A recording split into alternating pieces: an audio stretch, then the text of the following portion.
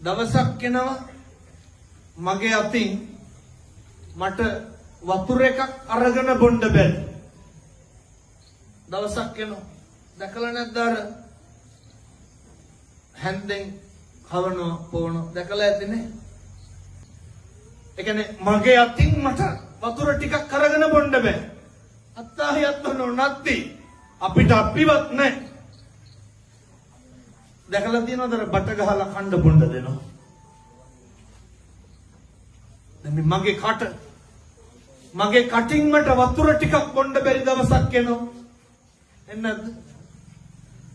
කුතෝ දන. කවර ධනයක්ද කවර පුතුද?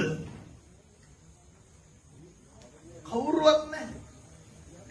දරුවෝ නැහැ. යාළුවෝ නැහැ. අම්මා තාත්තා නැහැ.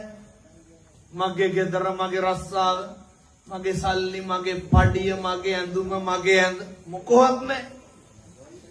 මට මමවත් නැතිකොට තව මොනවද තියෙන්නේ? මේක තේරුම් ගන්නකො අද ඉඳන්. ඒ හින්දා එදිරිවාදිකම් තියාගන්න එපා. වෛරක්කාරකම් තියාගන්න එපා. අනෙක අධ්‍යා ද්වේෂයෙන් බලන්න එපා.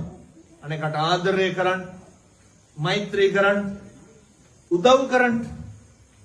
හොද්දට මිනිස්සුන්ට උදව් කරන්න. දෙන්න පුළුවන් බස් එකේ සීට් එක නම් ඒක හරි දෙන්න. කවදානම් අයෝක කරගන්න. මිනිස්සු වෙලා ඉපදුණු එකෙන් විතරයි ඒ වැඩේ ඒ ප්‍රයෝජනෙ ගන්න පුළුවන්. මෙහෙම නැතුව නම්